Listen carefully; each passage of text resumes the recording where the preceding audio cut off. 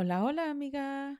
Today we have a very special guest with you today, and her name is Brenda Perez Mendoza, who is such an inspiration in the realms of education, authorship, and cultura. Brenda identifies as a Latina mom, and she is an award winning dual language teacher. Her Racial Justice in America Latinx American Bilingual Series provides inspirational and cultural information that fills identity gaps for kids. Brenda's journey from being a first generation child of immigrants to a celebrated educator and author is such a testament to the power of dedication, culture, and education. In this VLM Spotlight episode, Brenda shares her profound insights on bilingual education, the important value of holding onto one's roots, and how she is making significant strides in literature by authoring bilingual books that illuminate the Latinx American experience. Throughout our conversation, you will hear about the challenges and triumphs that have defined her path, shaped her philosophy, and motivated her to empower others through education and storytelling. So tune in as we hear about Brenda's incredible journey, learn from her experiences, and get inspired to embrace our heritage through writing. Welcome to the Viva la Mami podcast. I am your host, Jessica Cuevas. I am a mother of two on a mission to help redefine the meaning of motherhood as a modern Latina mom. Motherhood can be a complex journey, interwoven in two identities that often make us feel ni de aquí ni de allá. Viva la Mami is committed to providing you with knowledge, tools, and support to navigate the challenges and triumphs of motherhood as Latina moms. On the show, we'll be discussing culturally relevant topics that will help inform and empower you in whichever season you are in on your motherhood journey. We'll be joined by Latina moms, experts and professionals who can offer advice, practical tips, relatable stories, and honest conversations. So bring your cafecito as I invite you to be a part of this space as we create comunidad about the exciting and challenging parts of being a mommy. Ahora, vámonos. Hola, hola, Brenda, how are you? Hola, ¿cómo están todos? Muy bien, gracias. Aquí estoy, Bien, bien. hanging out. Yes, yes. I am so glad you are here with us today. And I'm really excited for you to just share to our listeners about your story and just what you do on a professional level as an educator and also as an author.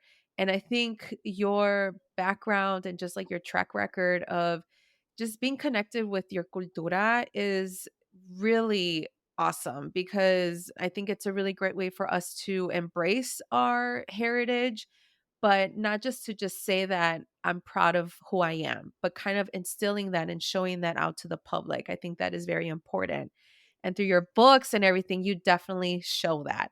So before we delve into the conversation, can you tell our listeners a little bit more about yourself? My name is Brenda Perez Mendoza. If we go way back, like we started out in Pilsen, I remember my parents, they met there, they worked there, both immigrants. My mom from Guadalajara, my dad from Mexico City. And they always talk about how they worked in a factory and they met and just completely fell in love, and the rest is history. I was their firstborn, so I am firstborn generation here in this country, and it was really important. Education's always been extremely important to them, and they always felt like it was important to instill certain values in me, and some of those values are including being part of the community, how you give back to the community, being like a lifelong learner, that there's always more to learn. And then also going back to like what is best for children. And so I kind of always have carried that throughout my life. Like those are my core values. And I try to filter everything through that. And so my parents, because they wanted what was best for their children, they moved from Chicago to Cicero. And at the time, Cicero was predominantly white and English speaking, and they thought like moving to Cicero would give me more opportunities. And but at the time, I don't think that they were aware that there was a lot of challenges in the school district. And when I went into kindergarten, um, I realized I was the only like darker skinned person, so that first initial like reaction where you're like, oh, I don't look like anyone here, that impacted me so much because I didn't look like anybody. And then on top of it, I didn't sound like anyone. And I spoke Spanish first. That was my first language. So I predominantly spoke Spanish. I know my dad really tried really hard to teach me some English, which I had some, but it wasn't like enough. And so already that very first day, like it's a core memory in kindergarten where no one understood what I was saying. Um, but yet I understood. And that's the interesting part of being a EL, a language learner or a multilingual student is that the hearing comes in first. You hear and you understand and you're processing the language, the second language without any problem. So you actually know what they're saying and you hear the comments and things like that, but you can't verbalize it yet. And you definitely can't read or write. So it's just so interesting how the hearing is the first thing that comes. So yeah, I had plenty of understanding of what was going on, but couldn't verbalize it to my teachers. And I remember that my parents noticed that there were times where I just didn't want to go to school anymore. And they started asking more questions because again, right, one of their values, core values is what's best for children. So they asked more questions and things like that. And through the questioning, they realized that I no longer was in the class I started in. So the classroom that they thought I was going to every day wasn't where I was going anymore. And so they were curious, and with limited English vocabulary, they wanted to like understand or where's my daughter going every day. And so my father, he like went to the principal directly and said, my daughter is being either pulled out or she's no longer in her classroom, but nobody asked me about it. And it was so strange. And then it turned out once he had that conversation that I was being pulled into with the special ed teacher, which is a big no-no, right? Because I mean, that's like illegal. So my father is like, this, there's no way this can be right. And so I do feel like I learned like that sense of like justice and fighting for what was right from the get-go from my father. Like, and I remember being in that principal's office and how he was like, no, this is not right. At the time, right, there wasn't anyone qualified. There were no English language teachers. There were no bilingual teachers. There was no dual language program. And so I just kind of was like sink or swim. And my parents were like, no, I mean, she does need extra support, but the support she's getting, I don't think it's the right support. Like and so through that conversation, I was put into a classroom with another teacher, and she was just more understanding. And she was a very good visual teacher. So she had like a lot of visuals that help support everyone in the classroom, which is like best practice, anyways. And from then on, I had more positive experiences with my teachers.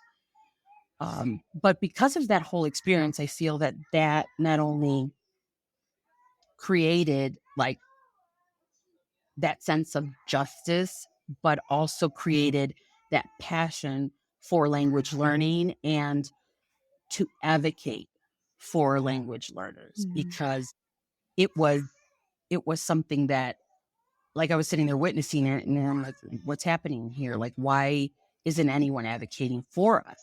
Like, why do my parents have to do that alone? And so that was that. I went through all Cicero schooling and again, lack of language support. And I know it was a struggle. Writing was a struggle, which is interesting because now I'm a writer, but writing was it's the last thing that develops for language learners. And so for me, that was really, really hard to be able to write in either language. It was really difficult. And so when I finally went to college, I was like, I need to be a teacher, but not only gen ed teacher. I want to specifically work with native Spanish speaking children. Like that was what I wanted to do. And at the time, I would say that it was fairly new. Bilingual certification was a new process. And I remember that part of it was to write an entire essay in Spanish. And again, writing was difficult for me. And so writing it in Spanish, that was even more difficult. So I'm not embarrassed to say that the first time I ended up failing the test, Mhm. and it was because of the writing portion. And I always connected back to my own students. That is the last part of literacy that they master is Mm. writing. So I was an adult and still struggling to write. And so I'm on my 16th year of teaching, and I've been teaching in a bilingual ed classroom for over 16 years. I've taught kinder, first, second, which is my absolute favorite. So that's why I decided to go in a classroom where I would have the students all day and I would teach all the subjects in their native language and then bridge the languages. And that's the type of program we have in my district. It's considered biliteracy. And so not necessarily dual language, but it's building the bridge between both languages. So then we use a lot of visuals, a lot of like color coding. So if it's in Spanish, it's in red. If it's in English, it's in blue. And there's a strong foundation for teaching the native language first. Mm. They all learn to read in Spanish first. And then eventually, when done correctly, my students start transitioning and putting those skills that they learn in Spanish to English. And it Mm. happens like, it seems like by magic, but it's not. Once you learn to read in one language, it's the same Mhm.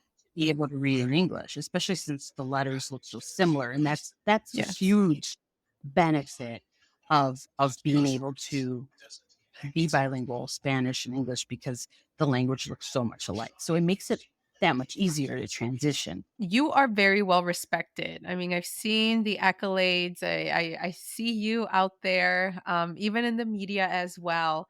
And so, how did you emerge, to be a leader really in the education field? And what is your sort of philosophy? I think that as an educator, you really need to have some really amazing mentors, and not only having amazing mentors, but also having very supportive administration. Um, and I think that is where things started, where I was like, I can't just keep what I learn or what I experience and just keep it to myself. Like I need to be able to share it with others. Mhm. Fast forward to now, I think that I started doing things outside of school because I wanted to impact more people, and I didn't feel the same support in the school environment that I was in. So it did feel nice to be able to start being supported by the outside community. And I mean, it's just like one door opened another door, then opened another door, and it just like kept opening all these doors. And I'm so grateful for all that. But at the same time, it comes with like, there are downsides to it, right? Like where you're respected outside in the community and you're respected in the educational field and you're acknowledged by like so many like researchers and things like that. But then you go back to your own employment where you go every day and then you're not valued the same. Mm. That's really, really hard.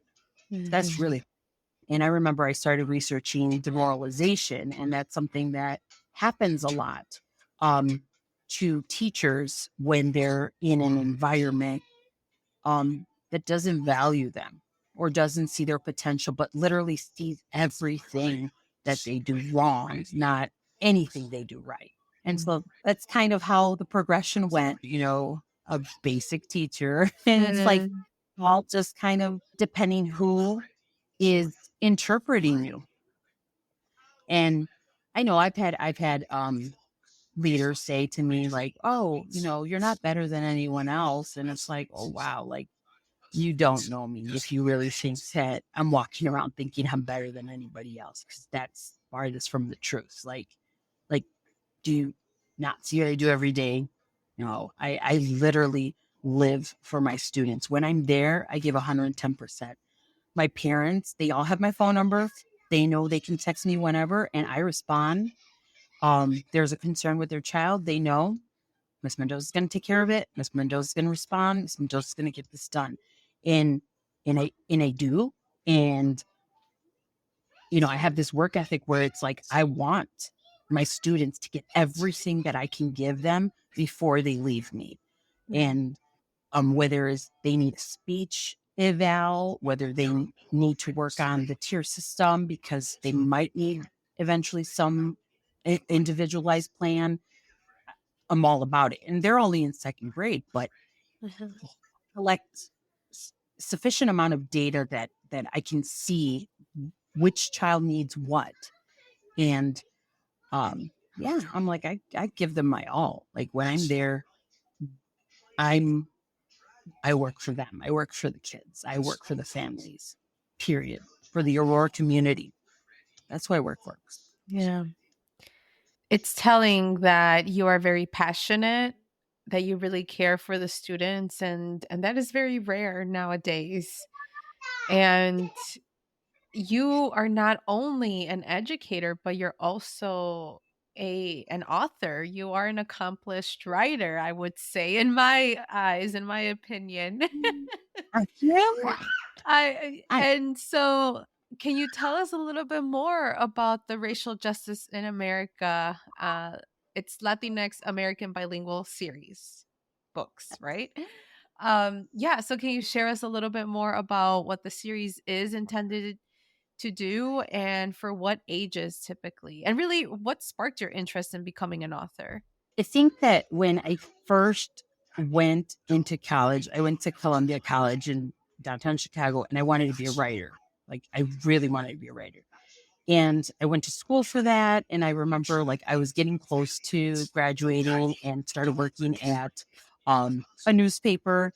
And during that time, it was like old school newspaper, like the paper, and that's the only way you got it.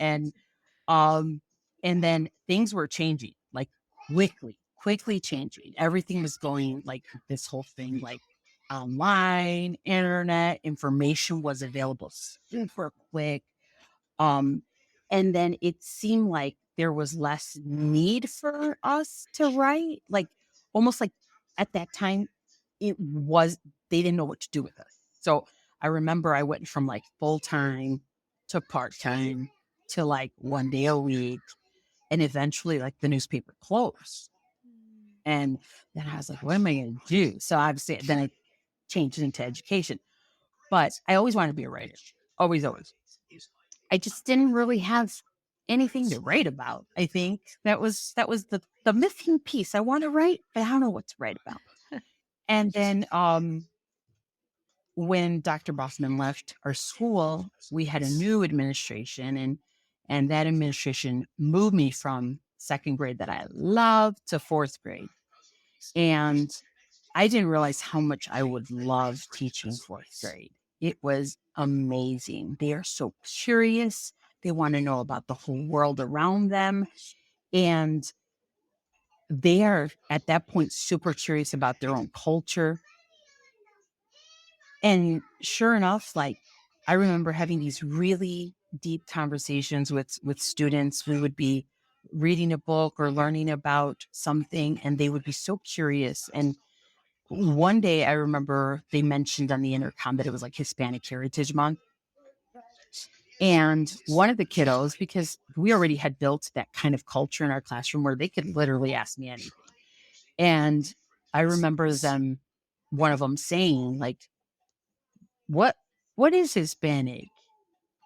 And I was like, I had like that light bulb moment, like realization that, wait a minute, like these babies are probably first generation, just like me, and they're asking me, what does it mean to be Hispanic?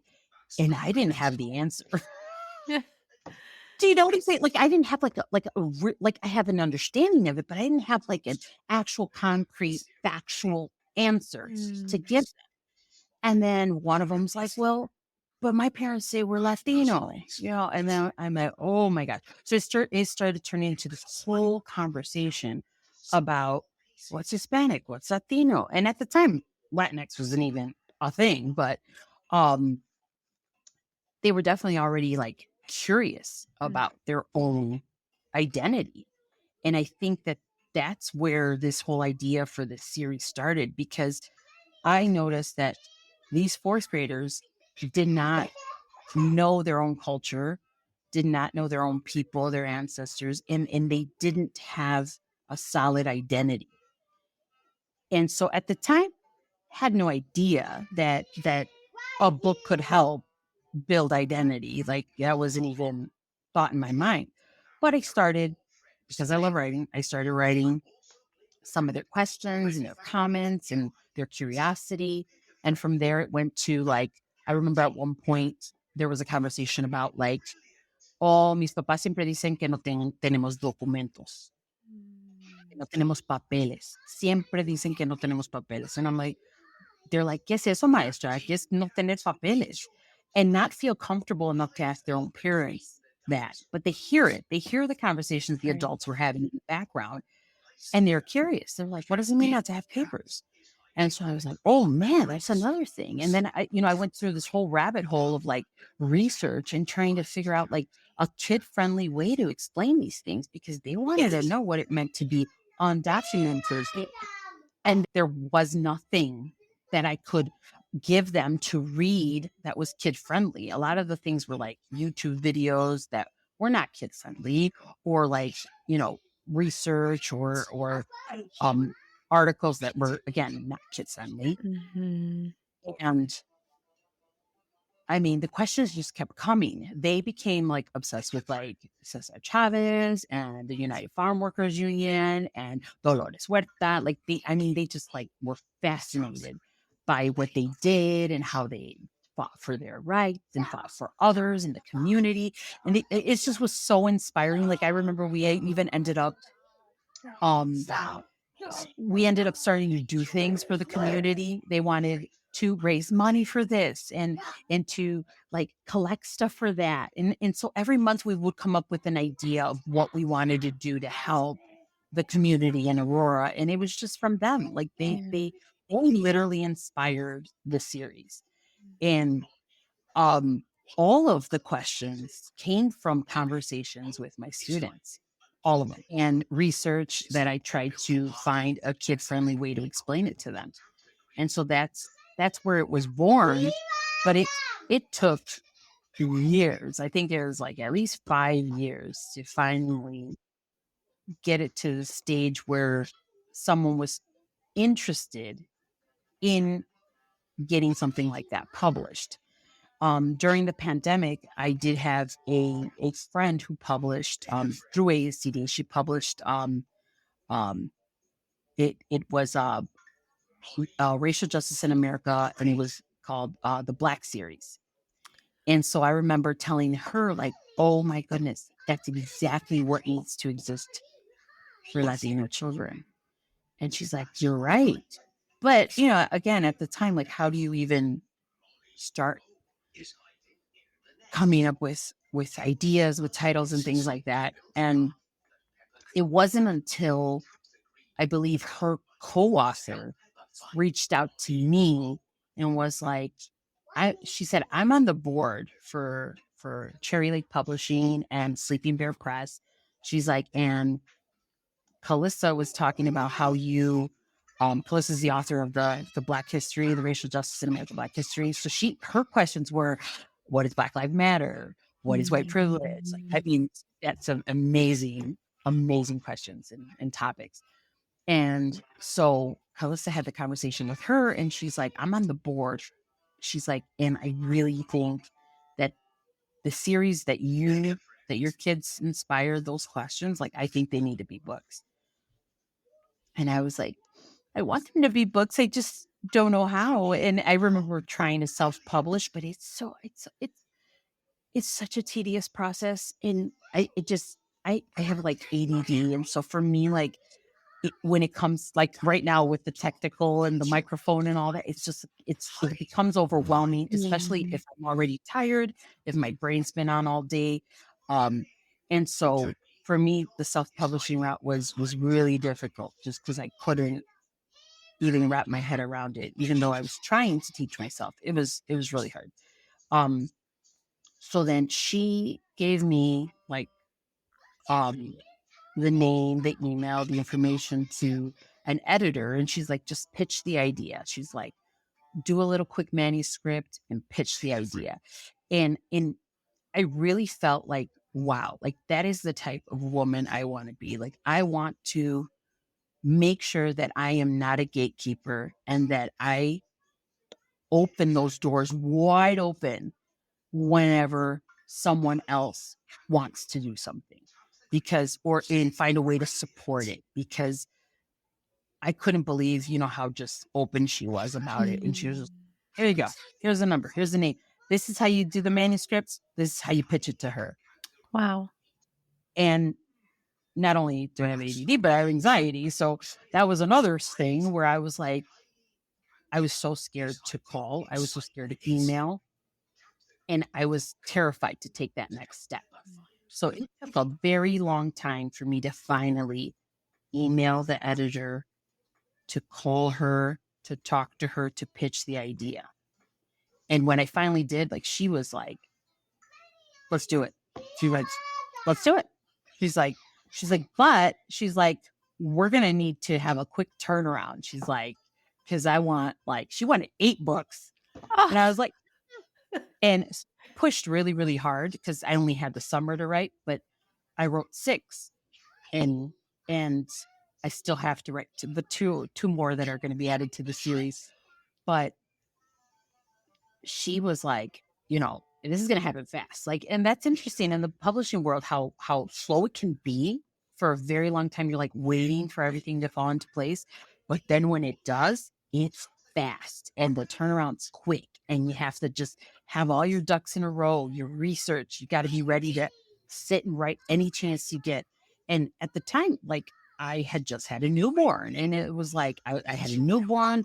I was on maternity leave, but I was going to go back to school because I love teaching. And so then I was like, how am I going to get this done? And so it turned into like the weekends. I would write on the weekends.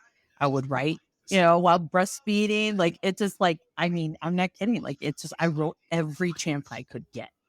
And I've always been the type to like maximize my time, like any opportunity I have to do something. Like, I very rarely spend like the entire day just like, hanging out in bed watching TV. Like I have to do something. I have to do something. I don't know why I always feel like the clock is running against me and I like have to do something. Like, I always have that sense of urgency that something needs to be done. And I do feel like if I wouldn't have taken that step to reach out to the editor, like, someone else was going to create a series that was similar. It was going to happen because it just, Right. our kids want to know. Our kids are curious. It's going to happen. And the interesting thing was I remember the editor and we had like this whole like conversation about what to call it.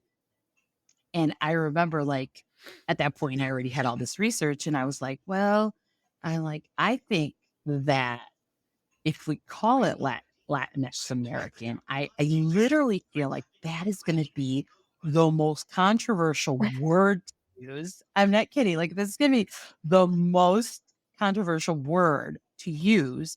And I think that's probably why we should use it. Not Mm. only inclusive, it's considered inclusive. And if you like do, read all the history on why the word was created, it's a beautiful concept. It's a beautiful idea. And it's to create that inclusivity in our community. And I was like, this is why it has to be used. And I remember they're like, yes, I love it. Let's do it.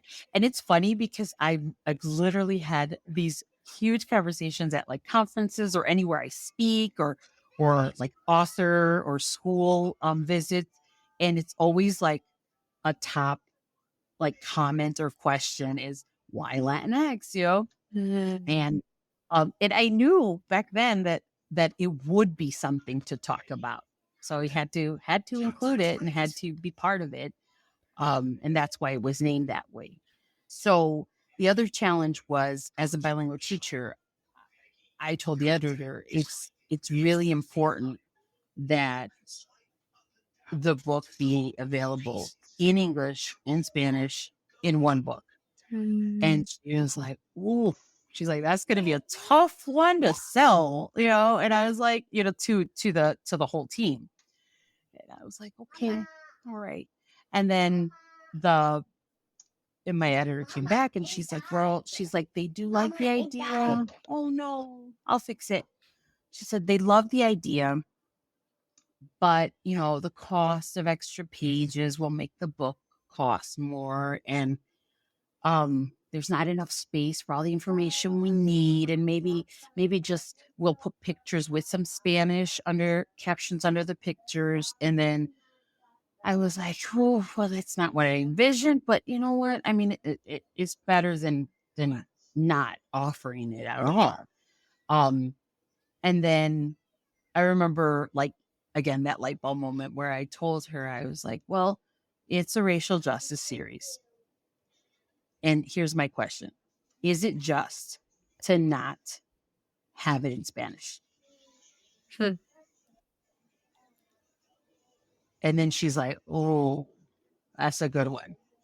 And that's what she went back to tell the president of the publishing company. And Wow. he came back and was like, it was going to be in English and Spanish. Let's go. Wow, that's awesome. At that moment, I was like, oh man, did I just like ruin my whole like chance to publish these books? Cause I'm like over here, like, this is like a challenging question. I was like, but it made sense. We're writing a social justice series and we're not providing it in Spanish. I was like, that just doesn't seem right to my soul. So once they were super supportive about it, I was like, wow, let's go. And so I was able to write the book in English, and then I didn't translate it. I had to write it again in Spanish. And it's like, that's what's wild. It's like I wrote double the book, right? And that made it even more cumbersome and more time consuming, but it was so worth it. It's so worth it. And then when oh my gosh, like all through, like, you hear from all these different people who've bought the books for like, you can find them in the Chicago Public Library or schools that are like, we bought the whole series for every single school that we have in the district. And you're just like, wow, like that is what you like wanted, right? That people were actually going to find the value in the books. Or when people said me like, somebody made a TikTok of your books, and I was like, what? That's crazy. Like, that's wild. And they're like, they love them. And I'm like, oh my gosh. Like, I didn't think it would be as like, it would create such an impact as it has. Even in my district, the curriculum coordinator, bought the series to every single school. Like, I mean, she was so supportive. And so that has now opened, the doors to like the editors want to do a you had asked before about like the range of for the books, and really it's like third from third and like up to sixth grade, like that's the Lexile level. I have found a lot of adults that have bought the books for themselves to Yeah. read them. I'm not kidding. Like my tias and my tios, they're like, the stuff you put in there's pretty accurate. Like they were super, super excited because they're like, they knew some of the history, but they were just super excited to be like, oh, like you really did your research. And I'm like, well, see, you have to. I'm like, you can't just put whatever in there, especially if it's a nonfiction book. Like you have to be pretty accurate and just constantly looking for information. Um, and then, but now, Cherry Lake Publishing wants to do a version for K2. Oh, And nice. so, yeah, and they want 8. Again, I'm like, oh, but these are going to be easier to write because obviously there's less words. It's going to be a little more challenging because you have to put all that information in less words. Mm. Um, and right now, what they're doing is that I created a list of different um, historical figures. Like a lot of them are women, Latino women, and they're going to like go to the board and pick and choose from that list, like who I can like focus and write on. A lot of the people that were chosen were directly from the racial justice series, so now it'll be for like for the littles, and they're called itty bitty bios. So they're super cute. Like they look cute. They look like those little fat board books. They're so cute. And so we're going to make 8 of those. And because of already the timeline, we're already in March. They're probably not going to come out until March of 2025 because I need Gotcha. time to write them. They need time to print them. They need time to promote them and all that fun stuff. Edit them, everything. And I'm super excited about that. But then on top of that, like they also make those ABC books, like A is for art, or A is for or M is for masterpiece, like those ABC books where each letter has like a poem and like an informational about the picture, or the topic they chose.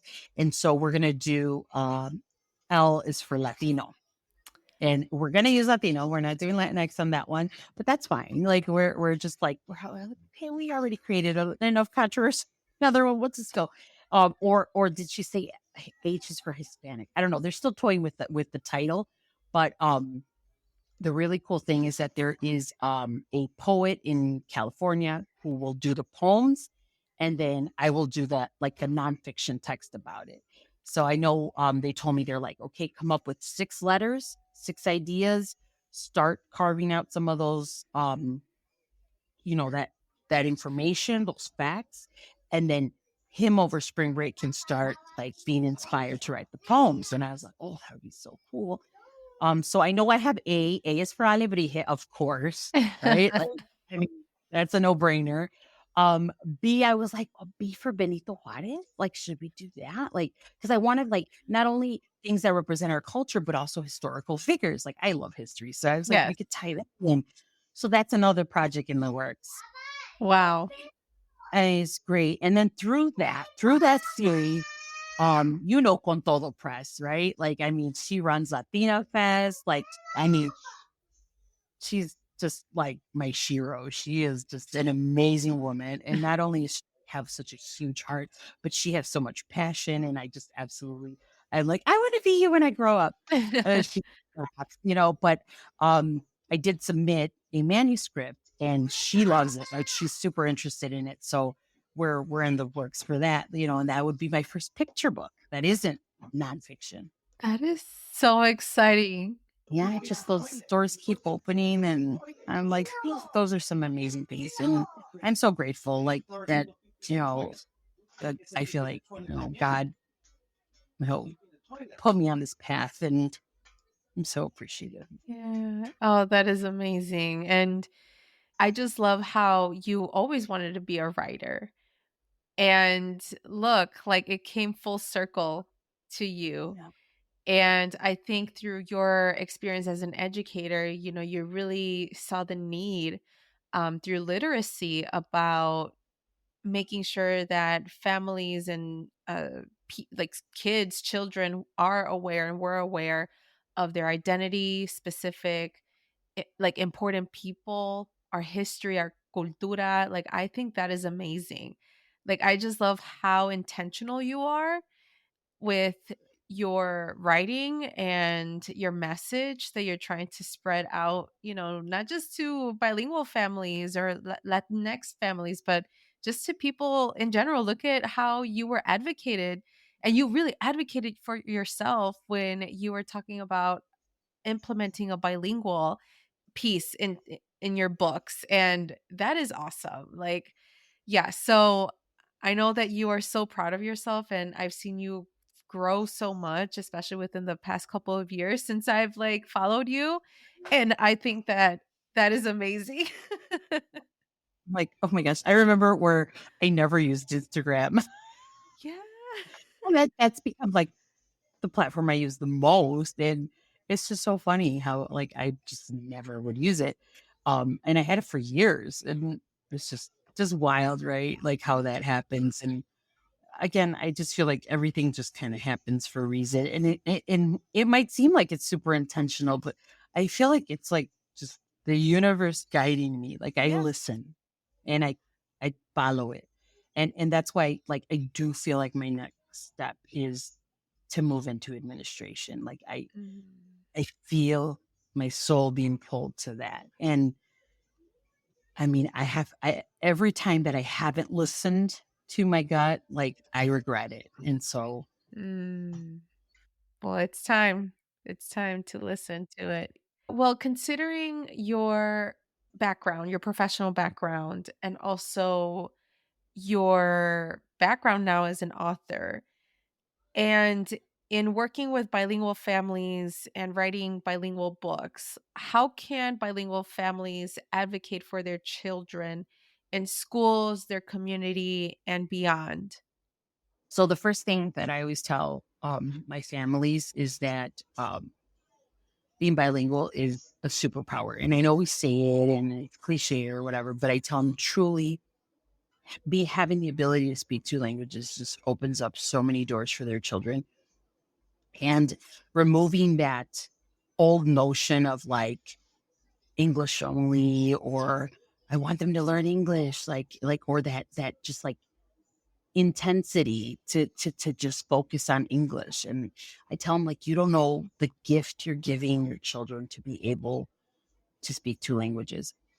And if you're being provided support in their native language and they can learn to read in their language and write in their language, take it, like really, really advocate for your child and make sure that they are getting all the support that they need. So that's the first step. I always tell parents, because I've talked to other schools that have bilingual programs or dual language, and I tell parents all the time is take a look at the type of assessment they're giving your child before you're placing them in the school or the program. There are districts that just use like the WIDA screener, and a lot of children can score extremely low in the WIDA screener because they are little and they're learning the vocabulary, and there's a lot of children that will qualify like for a bilingual program or ESL and not necessarily need it, but it's just because of the way that the screener was created. It's just it's challenging for the little ones to do, and sometimes they're shy, and someone's asking them all these questions, and it's intimidating. They don't know the person who's assessing them, so it's just not super authentic. But the best districts, I feel, always provide a Spanish version of the screener.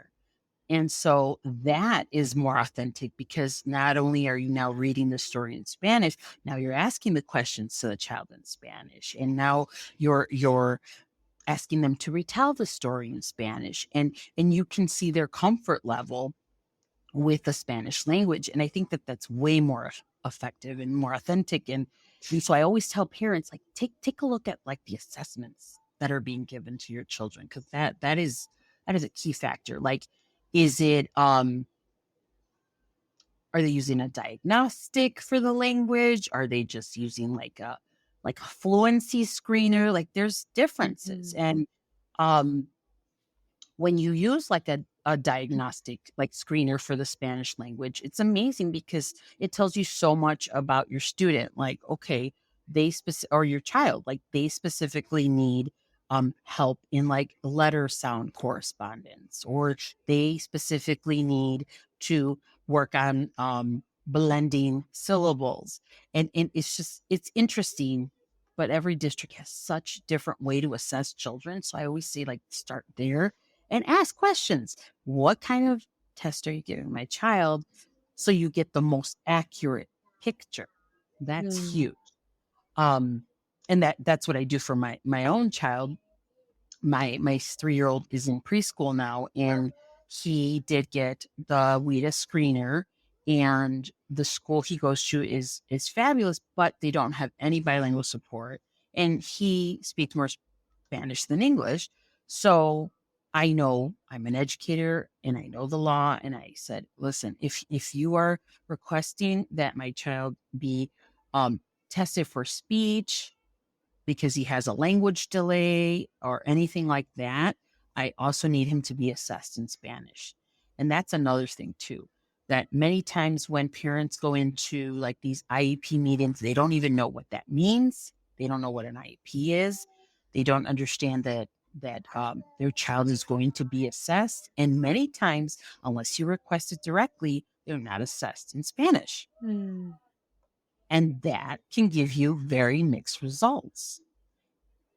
When I first started teaching, I taught in a different suburb, and I remember um, being in the teaming meetings where a lot of teachers were like, oh no, like this child needs an IEP, this blah, blah, blah. And I would always say, no, no, it's language. It's language. He needs more language support. Is he going to be assessed in his language? And then you're considered like the troublemaker because you're not just going along with things, but it was not being done correctly. And there were way too many Spanish speakers being qualified for special ed who didn't need to be. um, Needless to say, I was let go from that position because, like I have a big mouth. Um, and years later, I find out, they revamped the whole program that they had for native Spanish speakers and started even teaching native language and everything. And I'm like, oh, fine. Like it would have been great when I was there, but um, it was a battle because yes, the assessments, they were not assessing children in Spanish. So then how are you getting an accurate picture? Obviously, they're going to score lower in their cognitive ability if it's in English only. I don't have to be like, I don't know, a psychologist to get that puzzle together. I don't know. It baffled me, the things I've experienced. Yeah, and thank you for sharing that. I think it's very important for families to really, first of all, the parents are the ones that know their kids first. And Okay. we have that intuition. If something's off or wrong, then speak up and advocate for them. So thank you Mhm. for sharing that. All right. Well, I have one last question for you, and that way we can wrap up our interview. How are you redefining motherhood? Wow, it's a really big question. I think I remember watching the Barbie movie over the summer, and I remember hearing that quote, and I'm probably gonna butcher it, but the fact that my mom stood still so that like I could keep going. It was something like that, that it's such a beautiful quote. But I'm like, you know, and it's true. My mom watches now my children and does the same for them. And they know like grandma shows her love through all her yummy food. And but I feel like because she stood still, I could excel. Like really, I was able to take off because she never ever said, like when I was working for my first master's, like she was super encouraging about it. And she watched my kids while I went, because I had 3 little ones when I went for my first master's. And she is super supportive of it and would watch them. And sometimes it was at night and she would have them until like 9. And it was really, really tough time, but she knew how important it was for me to get that degree. And so redefining motherhood is the fact that, I'm a mother of boys, so I'm a boy mom, and they have become the type of boys that I'd love to see in this world, where they're caring, they're kind, they're supportive.